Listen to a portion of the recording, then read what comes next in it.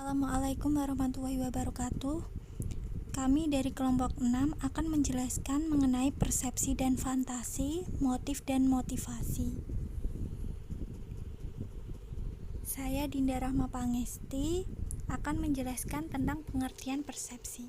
Perception berasal dari bahasa Latin percepto dan percepio, yang berarti pengaturan, identifikasi, dan penerjemahan dari informasi yang diterima melalui panca indera manusia dengan tujuan untuk mendapatkan pengertian dan pemahaman akan lingkungan sekitar. Persepsi merupakan salah satu aspek psikologis yang penting bagi manusia dalam merespon kehadiran berbagai aspek dan gejala di sekitarnya.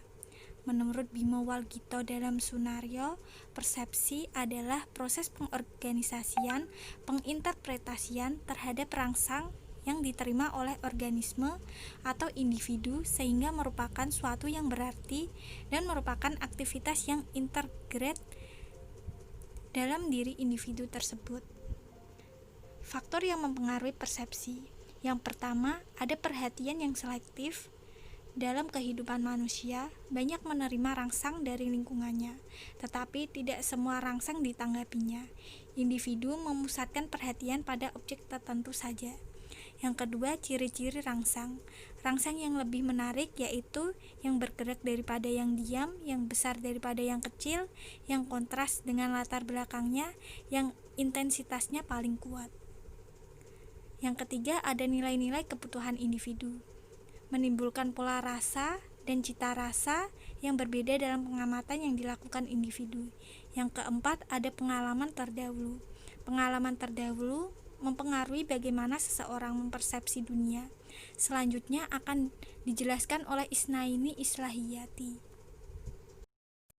Sedangkan menurut Bimo Walgito, faktor-faktor yang mempengaruhi persepsi antara lain adanya objek yang dipersepsi. Objek menimbulkan stimulus yang mengenai alat indera atau reseptor.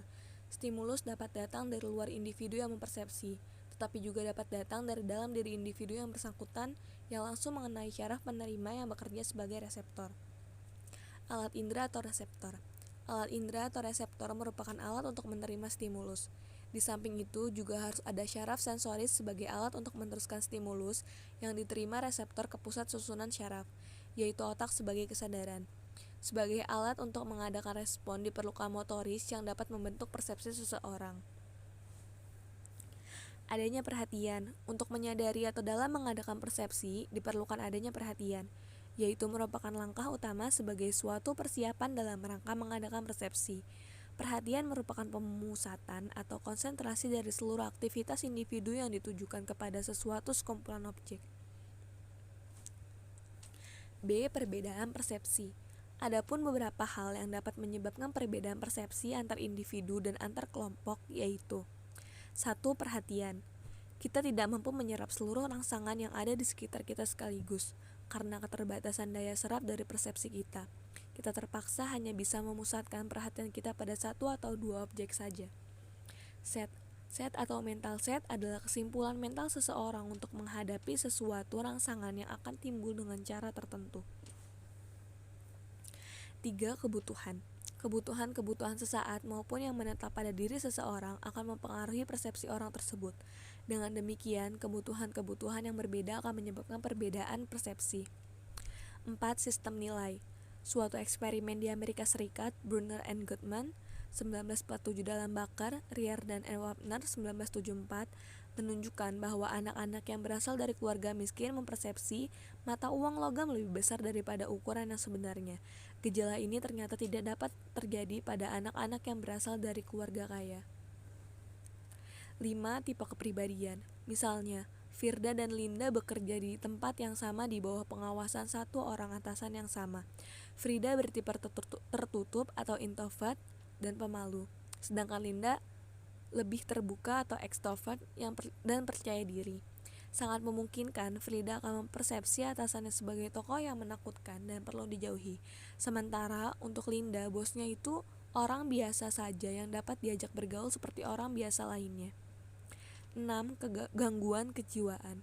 Sebagai gejala normal, ilusi berbeda dari halusinasi dan delusi, yaitu kesalahan persepsi pada penderita gangguan jiwa, biasanya pada penderita schizophrenia. Gejala halusinasi ialah seakan-akan melihat sesuatu, cahaya, bayangan, hantu, dan malaikat. Halusinasi auditif seakan-akan mendengar suara tertentu, bisikan, suara orang bercakap-cakap, gemuruh, dan sebagainya. Pengertian motivasi.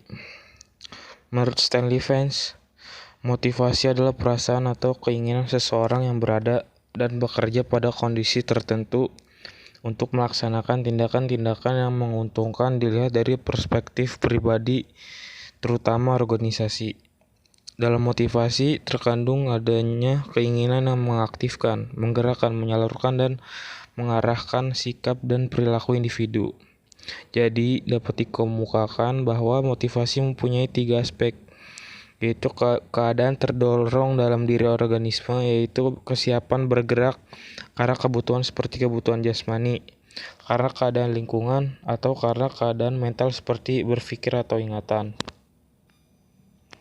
D. Teori motivasi. Menurut Abraham Maslow, motivasi mempunyai tingkatan yang berbeda-beda pada masing-masing individu meski didasari pada aspek-aspek yang sama. Maslow mengatakan bahwa tingkah laku manusia dibangkitkan dan diarahkan oleh kebutuhan-kebutuhan tertentu. Seseorang tidak dapat melepaskan diri dari kebutuhan bila salah satu kebutuhan tersebut tidak terpenuhi dan akan membawa dampak yang negatif pada motivasinya. Kedua, menurut McClelland. Menurut McClelland, setiap orang memiliki 3 jenis kebutuhan dasar, yaitu yang pertama kebutuhan akan kekuasaan, kedua kebutuhan akan berafiliasi, dan yang ketiga kebutuhan untuk berprestasi. A. Need for power, kebutuhan berkuasa. Kebutuhan ini digunakan untuk menguasai dan mempengaruhi orang lain. Kebutuhan ini menyebabkan orang tidak memperdulikan perasaan orang lain. B. Need for affiliation, merupakan kebutuhan akan kehangatan dan dukungan dalam hubungannya dengan orang lain. Kebutuhan ini mengarahkan tingkah laku untuk mengadakan hubungan secara akrab dengan orang lain. C. Need for achievement, merupakan kebutuhan untuk mencapai sukses yang diukur berdasarkan standar kesempurnaan diri seseorang. Kebutuhan ini berhubungan erat dengan pendidikan dan mengarahkan tingkah laku pada usaha untuk mencapai prestasi tertentu. Pengertian motif.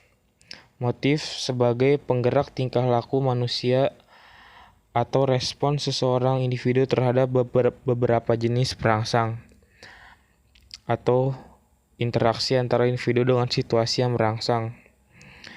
Yang menentukan individu mereaksi sesuatu adalah keadaan alat indera, memperhatikan situasi, dipengaruhi oleh suatu perasaan dan pengalaman yang dipunyai yang ikut mempengaruhi arti situasi.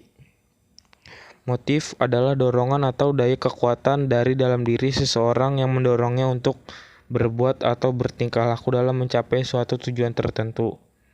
Motif mempersoalkan mengapa tingkah laku bukan apa dan bagaimana. Motif tidak pernah bisa diamati secara langsung. Sulit dikatakan apakah motif itu bersifat umum atau khusus.